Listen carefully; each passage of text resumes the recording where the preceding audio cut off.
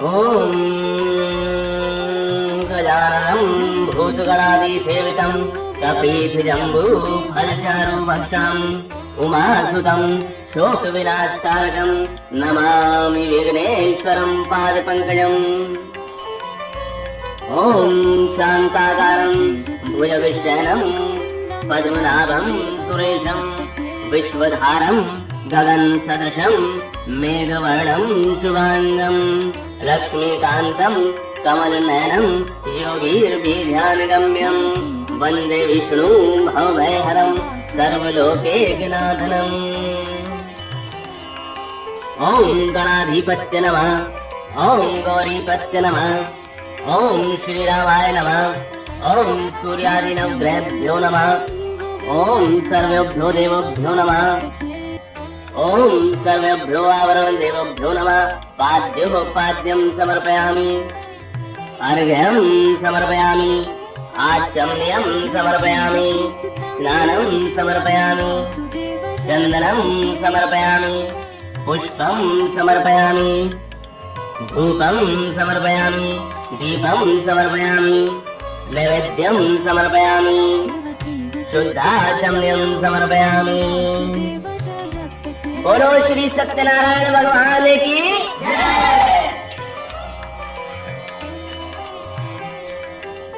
सज्जनों, ऋषि व्यास जी महाराज बोले कि एक समय नैमिषारण्य तीर्थ में शौनक आदि 88,000 ऋषि पुराण वेता सूत जी से पूछने लगे, हे महर्षि, जिस व्रत अथवा तप से हमको अभिष्ट फल प्राप्त हो सके उसको हमारी सुनने की इच्छा है, आप हमसे कहने की कृपा करें।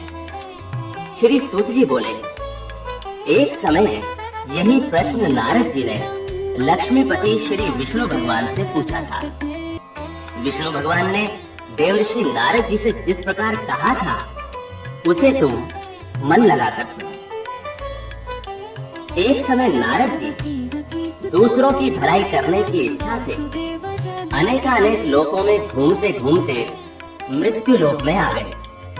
यहाँ आकर अनेक योनियों में उत्पन्न हुए समस्त मनुष्यों को तरह तरह के कलेशों और अपने अपने कर्मों से दुखी देखकर इन प्राणियों का दुख किस प्रकार दूर हो, ऐसा मन में विचार कर विष्णु लोक को चले गए।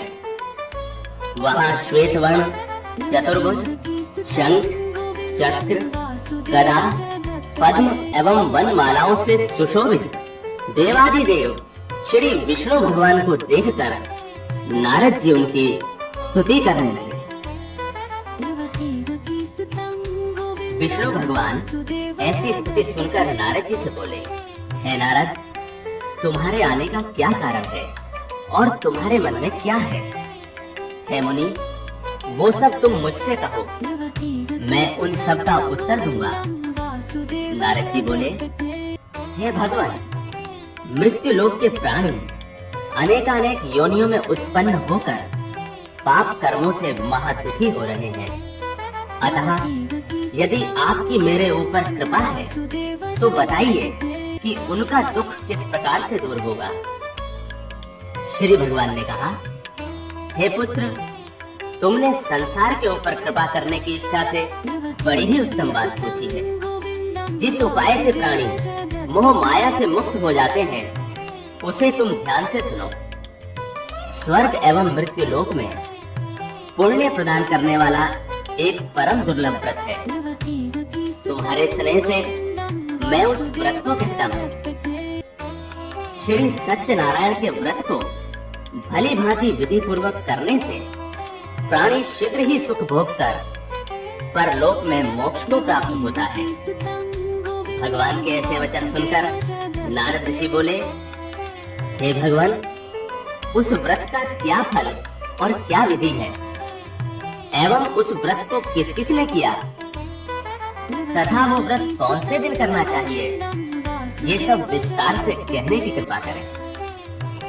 श्री भगवान बोले कि ये व्रत दुख और शोक आदि को शांत करने वाला, धन और धान्य को बढ़ाने वाला, सौभाग्य और संतान का देने वाला और सर्वत्र विजय का देने वाला है। और जिस किसी दिन मनुष्य भक्ति और श्रद्धा से युक्त हो, उसी दिन संध्या के समय श्री सत्यनारायण भगवान की पूजा करे, ब्राह्मण और बंधुओं सहित धर्म में तत्पर रहे। मिठाई, केले के पके फल, घी, दूध और गेहूं का आटा या चावल का आटा, शक्कर अथवा गुड़ भी लेकर संपूर्ण प्रसाद को भक्ति भाव से इकट्ठा करके भगवान का भोग लगावे तथा अपने बांधुओं सहित कथा सुन और ब्राह्मणों को दक्षिणा देने के पश्चात बंधु बांधुओं सहित ब्राह्मणों को भोजन करावे। फिर भक्ति से स्वयं प्रसाद भक्षण करे और श्री सत्यनारायण भगवान का ध्यान करके अपने स्थान को चला जाए। इस व्रत का आचरण करने से निश्चय ही मनुष्य की समस्त इच्छाएं पूर्ण हो जाती है। विशेष करके कलयुग में पृथ्वी पर यही एक छोटा उपाय है। इति श्री स्कंद पुराणे रेवा खंडे सत्यनारायण व्रत कथायां प्रथमो अध्याय संपूर्णम्।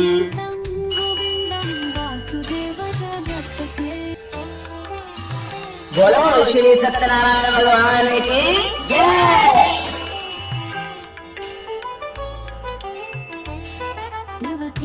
सूत जी बोले, हे ब्राह्मण, इसके बाद जिसने इस व्रत को किया उस कथा को कहता हूँ।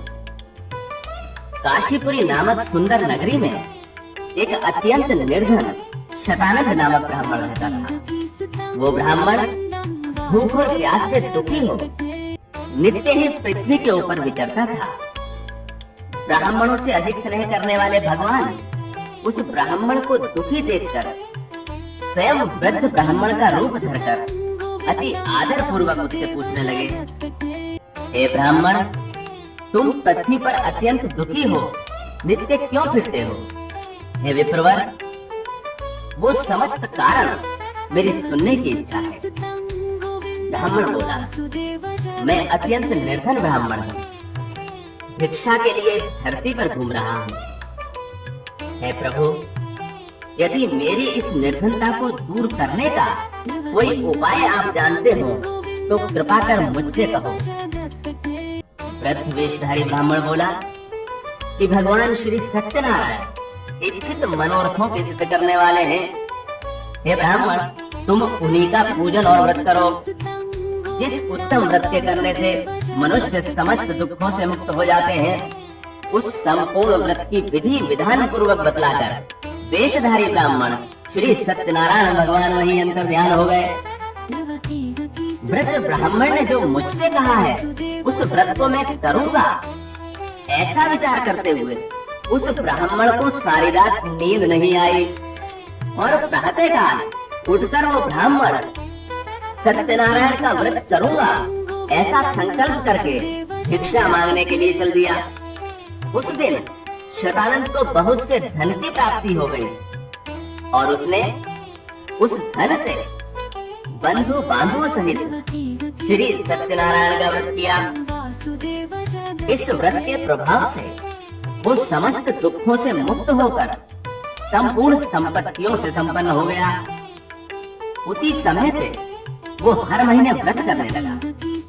इस प्रकार श्री सत्यनारायण के इस उत्तम व्रत को करके वो ब्राह्मणों में सर्वश्रेष्ठ विप्र शतानंद समस्त पापों से मुक्त होकर मोक्ष को प्राप्त हुआ। श्री सत्यनारायण के इस व्रत को पृथ्वी पर जब भी कोई करता है, उसी समय उस मनुष्य के अनेक दुख नाश हो जाते हैं। इस प्रकार ये वृतांत श्री नारायण ने नारद जी से कहा, हे ब्राह्मणों, मैंने ये व्रत तुम्हें कह सुनाया, अब और क्या वर्णन करूं? ये सुनकर ऋषि बोले, उस विप्र से सुनकर हे मुनि, इस व्रत को पृथ्वी पर किसने किया वो सब हमारे सुनने की इच्छा है। श्री सूत जी ने कहा, फिर जिसने इस व्रत को भूमि पर किया था सब लोग उसकी कथा सुनो। एक दिन वही शतानंद ब्राह्मण अपनी शक्ति के अनुसार अपने बंधु बांधवों सहित व्रत करने को तैयार हुआ। इतने में ही में एक लकड़हारा लकड़ी लेकर वहां उपस्थित हुआ। लकड़ियों को बाहर रखकर लकड़हारा विप्र के घर में गया। भूख से पीड़ित होने पर भी उसने विप्र शतानंद को वहीं व्रत करते देखा। विप्र को प्रणाम करने के पश्चात वो वहीं बैठकर भगवान का भजन और कीर्तन सुनने लगा। कीर्तन के पश्चात लकड़हारा शतानंद से बोला, हे विप्र, आप ये क्या कर रहे हैं और इसके करने से किस फल की प्राप्ति होती है? श्रीमान, वो सब विस्तार से मुझसे कहो। विप्र शतानंद बोला कि ये श्री सत्यनारायण भगवान का व्रत समस्त इच्छित कामनाओं का देने वाला है। इसी के प्रभाव से मेरे यहाँ सब धन धान्य की वृद्धि हुई है। शतानंद से इस व्रत को सुनकर वो लकड़हारा बहुत प्रसन्न हुआ और भगवान के प्रसाद का भक्षण कर नगर को चला गया। तब लकड़हारा मन में ऐसा विचार करने लगा कि आज गांव में लकड़ियों को बेचने से जो धन प्राप्त होगा उसी से श्री सत्यनारायण भगवान का उत्तम व्रत करूंगा। ऐसा विचार करके और लकड़ियों को सिर पर रखकर वो एक ऐसे सुंदर नगर में गया जहां अत्यंत धनी लोग रहते थे। उस दिन उसे लकड़ियों का दुगना मूल्य प्राप्त हुआ। तब लकड़हारा प्रसन्न होकर केले की पकी फलियां, शक्कर, घी, दूध और गेहूं का आटा सबको सवाया इकट्ठा करके अपने घर को गया। फिर बंधुओं के साथ विधि पूर्वक उसने व्रत को किया। इस व्रत के प्रभाव से वो लकड़हारा धन और पुत्र से संपन्न होकर इस लोक में सुख भोग कर अंत में वैकुंठ को प्राप्त हुआ। इति श्री स्कंद पुराणे रेवाखंडे सत्यनारायण व्रत कथायाम द्वितीयो अध्याय संपूर्णम्। बोलो श्री सत्यनारायण भगवान की जय।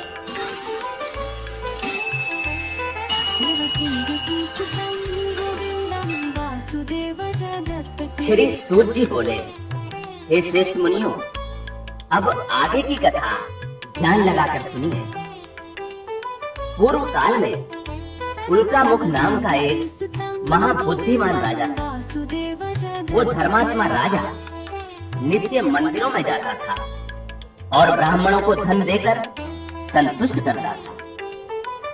उस राजा की लावण्यवती कमलवती पतिव्रता स्त्री थी। वे दोनों भद्रशिला नदी के तट पर श्री सत्यनारायण भगवान का व्रत कर रहे थे। इतने ही में एक साधु नाम का साहूकार वहां आकर उपस्थित हुआ। वो साहूकार व्यापार करने के लिए बहुत सा धन और परिवार सहित नाव को नदी के तट पर ठहरा कर राजा के पास पहुंचा और राजा को व्रत करते देख बड़ी ही नम्रता से पूछने लगा, हे राजन, भक्ति युक्त होकर ये आप क्या कर रहे हैं? ये सब मेरे सामने प्रकट करने की कृपा है। मेरी इसे सुनने की बड़ी इच्छा है।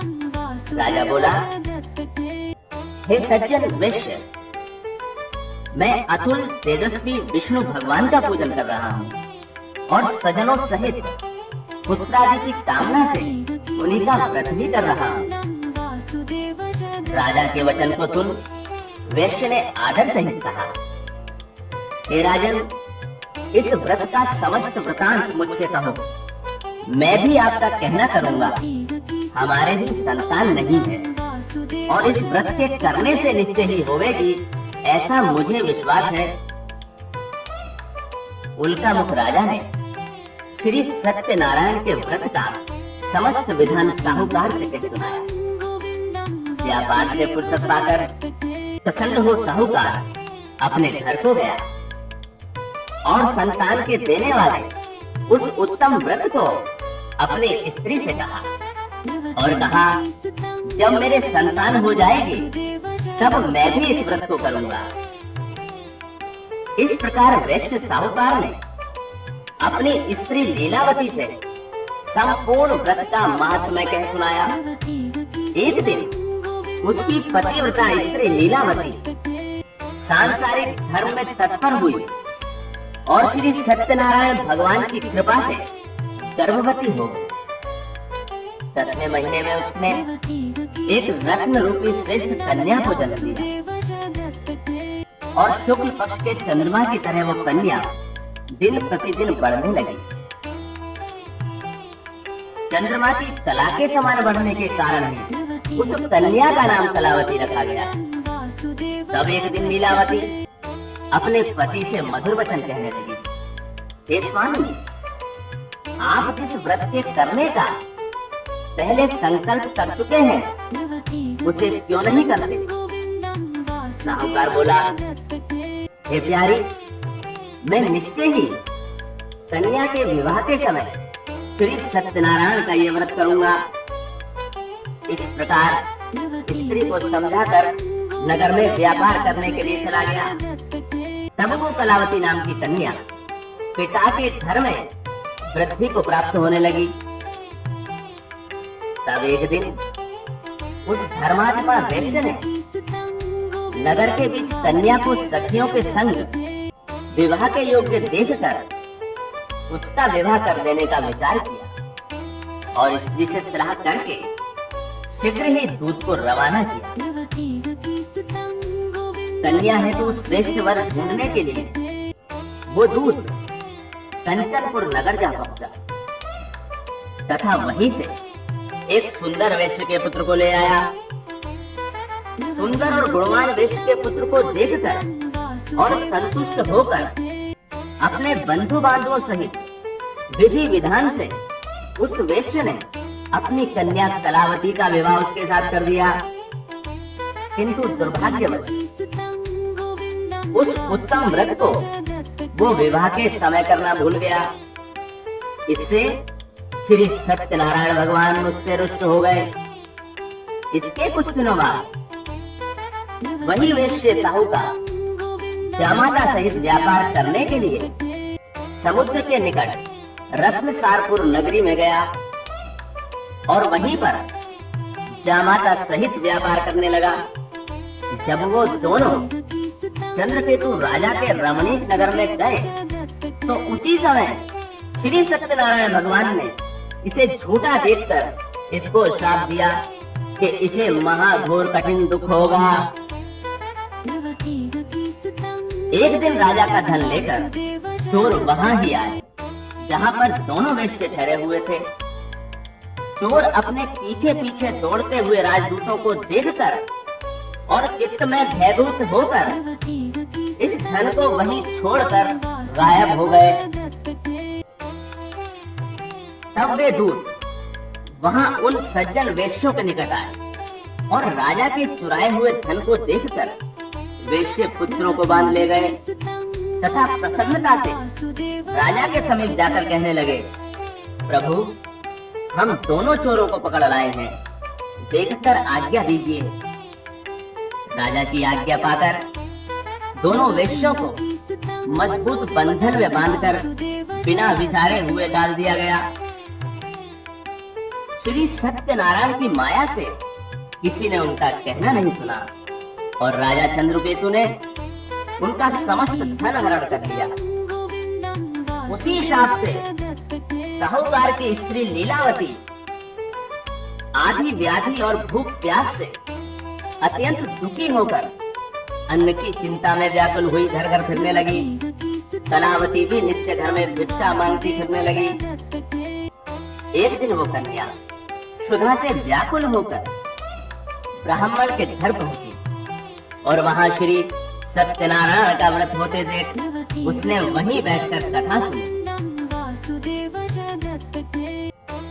तथा श्री सत्यनारायण का प्रसाद भक्षण कर रात्रि में घर गई तो उसकी माता कलावती से प्रेम सहित पूछने लगी कि हे पुत्री, इतनी रात्रि तक तू कहाँ थी और तेरे मन में क्या है? तब कलावती कन्या तुरंत माता से कहने लगी, हे माता, मैंने ब्राह्मण के घर सब मनोरथ सिद्ध करने वाला एक व्रत देखा है। कन्या के ऐसे वचन सुनकर साहूकार की स्त्री प्रसन्न होकर कन्या कलावती के साथ श्री सत्यनारायण भगवान से प्रार्थना करने लगी। प्रार्थना के बाद लीलावती ने बंधु बांधवों सहित श्री सत्यनारायण भगवान का व्रत किया और ये वर मांगा कि मेरे पति और जामाता शीघ्र ही घर लौट आवें।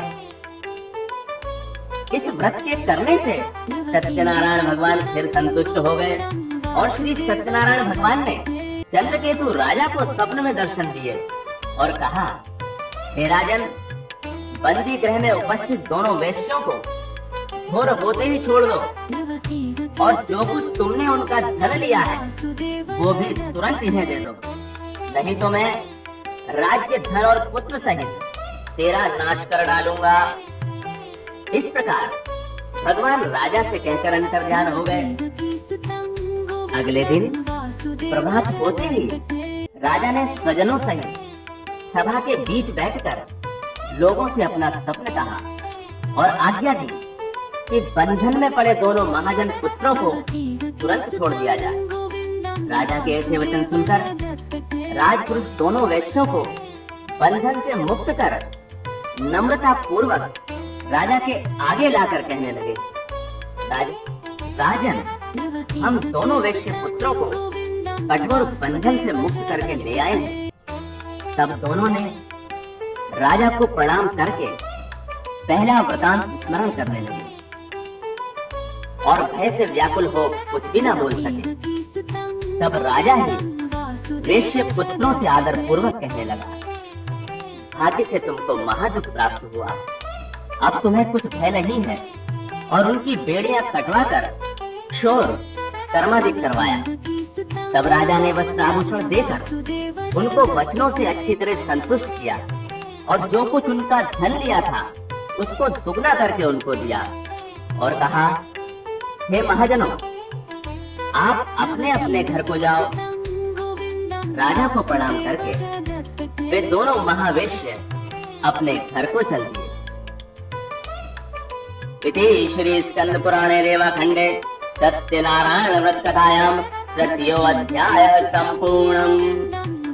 बोलो श्री सत्यनारायण भगवान की जय।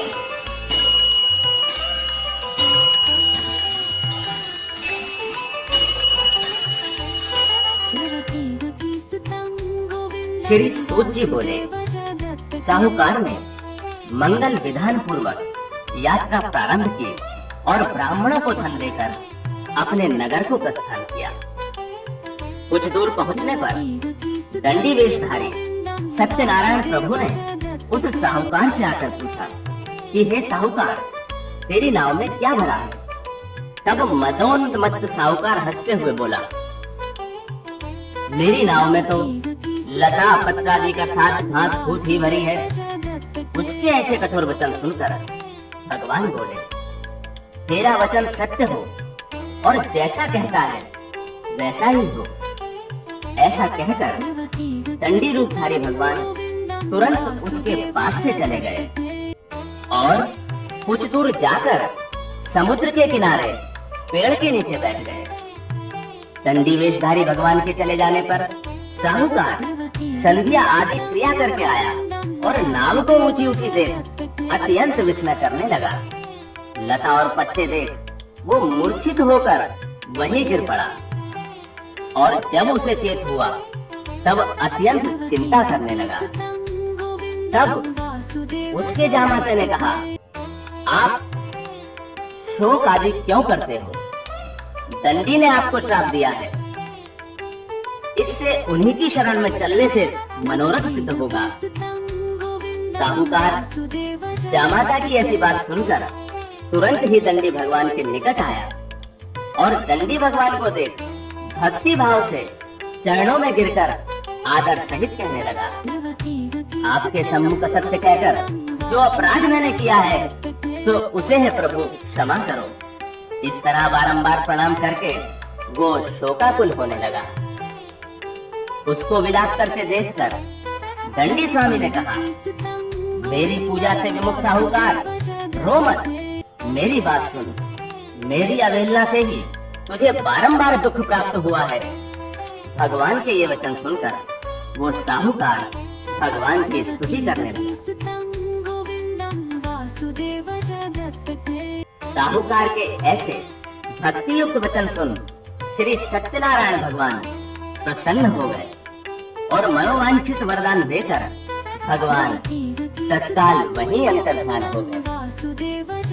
साहूकार ज्यों ही नाव के निकट पहुंचा और उसने धन से भरपूर उसको देखा तो सोचने लगा, श्री सत्यनारायण जी की कृपा से ही मेरा मनोरथ सिद्ध हुआ है। फिर वो अपने साथियों एवं संगियों सहित श्री सत्यनारायण जी का पूजन कर अपने नगर रत्नपुरी की ओर चला। नगर के निकट पहुंचकर साहूकार ने दूत को अपने घर भेजा। वो दूत नगर में जाकर साहूकार की स्त्री के सम्मुख हाथ जोड़कर नमस्कार कर कहने लगा, सेठ जी जामाता और बांधव सहित बहुत सा धन लेकर नगर के निकट आ गए हैं।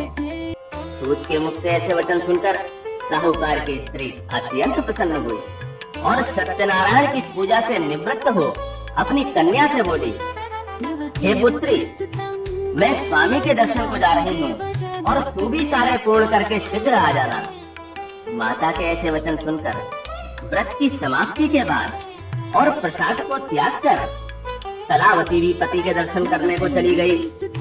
इस प्रकार प्रसाद की अवज्ञा के कारण श्री सत्यनारायण भगवान रुष्ट हो गए तथा उन्होंने कलावती के पति को नाव सहित डुबो दिया। तब कलावती अपने पति को न देखकर महाशोक से रुदन करती हुई भूमि के ऊपर गिर पड़ी। इस तरह डूबी हुई नाव और कन्या को वहां दुखी देखकर साहूकार अत्यंत भयभीत होकर कहने लगा, न जाने कौन से देवता के प्रकोप से नाव हरण हो गई है। या तो नाव को सत्यनारायण ने हर लिया या मैं ही सत्यनारायण की महामाया से बोल रहा हूँ। मैं धन और वैभव के अनुसार सत्यनारायण की पूजा करूंगा, ऐसा कहकर वो बारंबार पृथ्वी के ऊपर दंड के समान गिरकर सत्यनारायण को प्रणाम करने लगा। तब 3 जनों के पालन करने वाले श्री सत्यनारायण भगवान प्रसन्न हो गए और आकाशवाणी हुई, हे साहूकार, तेरी कन्या मेरे प्रसाद का परित्याग कर अपने पति को देखने चली आई। इसी से तेरी कन्या का पति अदृश्य हो गया है। यदि वो घर जाकर प्रसाद का भक्षण कर फिर लौट कर आए तो तेरी कन्या को पति प्राप्त हो जाएगा, इसमें संदेह नहीं है। कन्या आकाश से ऐसे वचन सुनकर तुरंत घर जाकर प्रसाद भक्षण करके फिर जब लौट कर आई तो उसने अपने पति को कुशल देखा।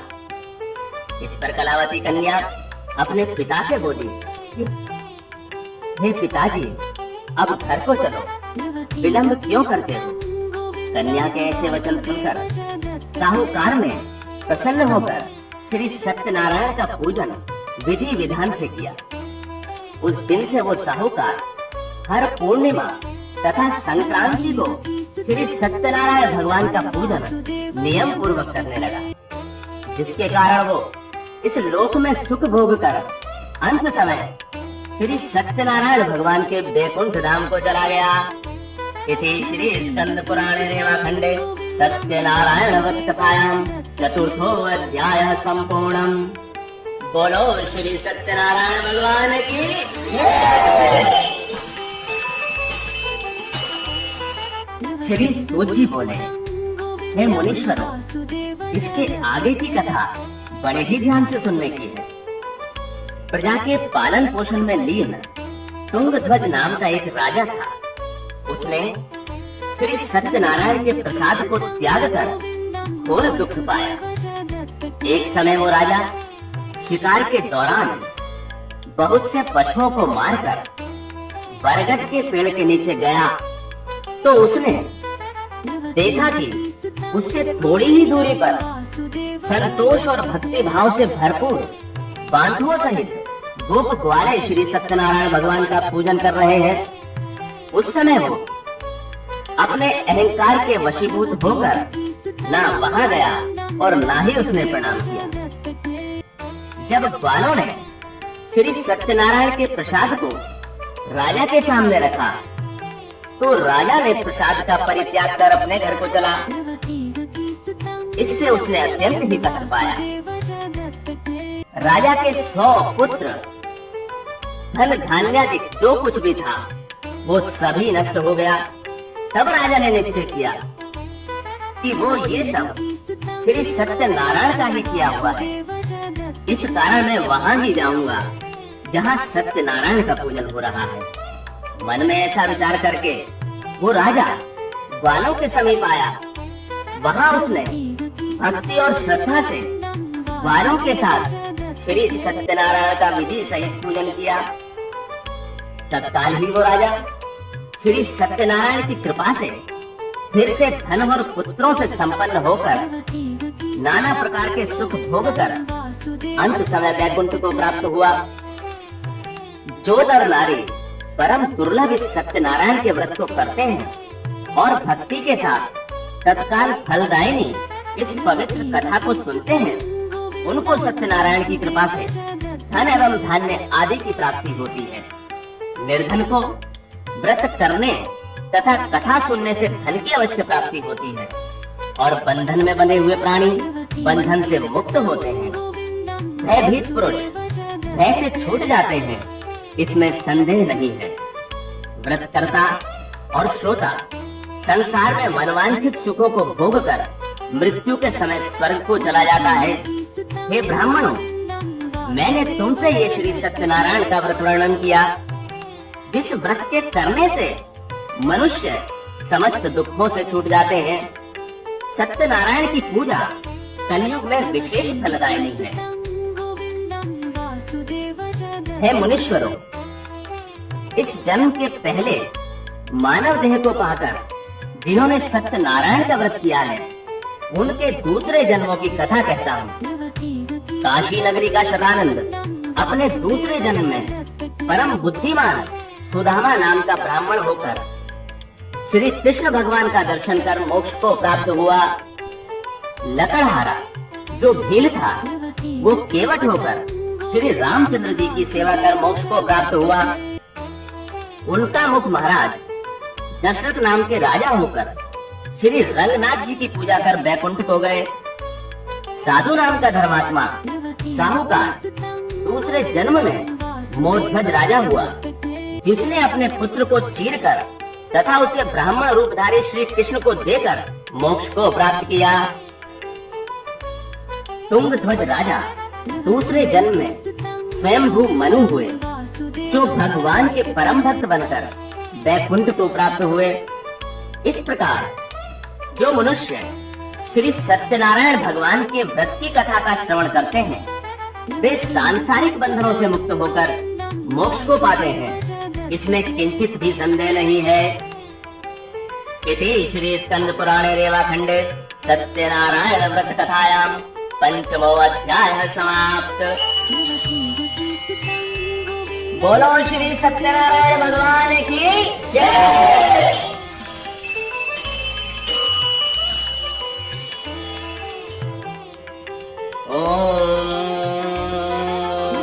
अग्निर्देवता वातो देवता सूर्यो देवता चंद्रमा देवता वस्वो देवता रुद्रा देवता आदित्यो देवता मरुतो देवता विश्वदेवः देवता बृहस्पतिर्देवतेन्द्रो देवता वरुणो देवता। ओम द्यो शांतिरंतरिक्ष शांति पृथ्वी शांति रामः शांतिरोष्धयः शांति वनस्पत्यः शांति विश्वदेवः शांति ब्रह्म शांति सर्वं शांति शांतिरेव शांति सामा शांतिरेधि। ओम शांति शांति शांति। बोलो श्री सत्यनारायण भगवान की जय। बोलो श्री सत्यनारायण भगवान की जय। बोलो श्री सत्यनारायण भगवान की जय।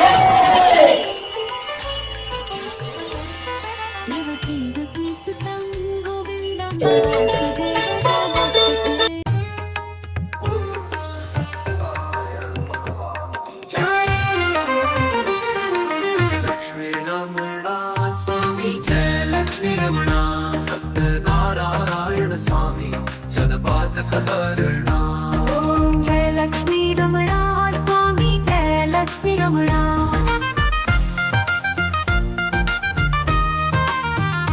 रत्न जड़ित सिंहासन अद्भुत छवि राजै नारद करत नीराजन घंटा ध्वनि बाजै। ओम जय लक्ष्मी रमणा स्वामी जय लक्ष्मी रमणा।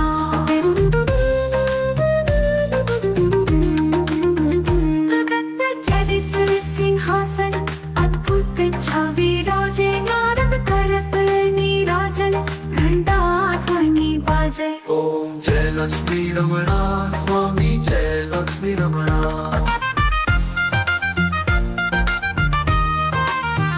प्रकट भय कली कारण ब्रिज को दर्श दियो। बूढ़ा ब्राह्मण बनकर कंचन महल कियो। ओम जय लक्ष्मी रमणा स्वामी जय लक्ष्मी रमणा।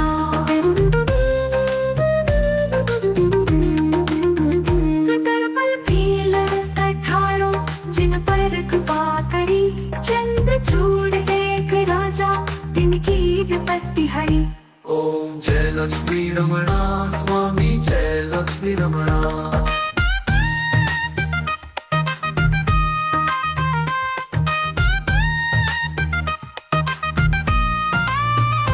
दुर्बल भील कठारो श्रद्धा तज तिन्हि। सो फल भोग्यो प्रभु जी फिर स्तुति कीन्हि। ओम जय लक्ष्मी रमणा स्वामी जय लक्ष्मी रमणा।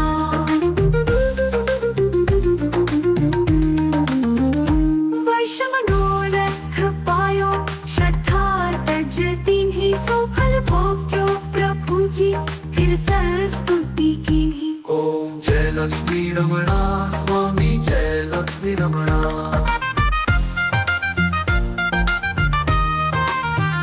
भाव भक्ति के कारण छिन छिन रूप धरो। श्रद्धा धारण कीन्हि को काज सरयो। ओम जय लक्ष्मी रमणा स्वामी जय लक्ष्मी रमणा।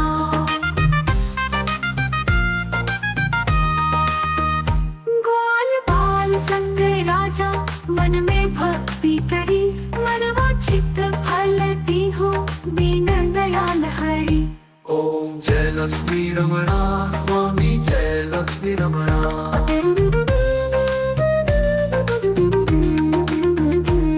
प्रसाद सवायो कदली भक्ति करी। मनवांछित फल दीन्हो दीन दयाल हरि। ओम जय लक्ष्मी रमणा स्वामी जय लक्ष्मी रमणा। श्री सत्यनारायण जी की आरती जो कोई नर गावे। रिद्धि सिद्ध सुख संपत्ति सहज रूप पावे। ओम जय लक्ष्मी रमणा स्वामी जय लक्ष्मी रमणा। सत्यनारायण स्वामी जनपातक हरणा। जय लक्ष्मी रमणा स्वामी जय लक्ष्मी रमणा। सत्यनारायण स्वामी जनपातक हरणा।